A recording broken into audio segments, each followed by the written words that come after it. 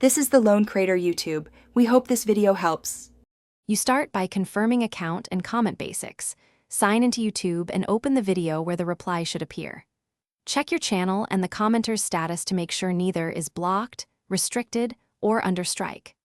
Once done, open the comments manager and filter by newest or by the specific commenter so you can find the thread fast.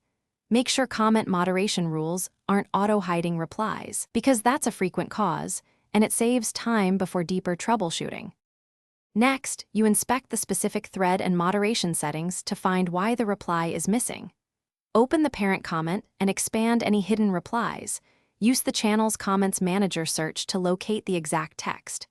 Then review community settings, automated filters, blocked words, and approved users, because replies can be filtered automatically.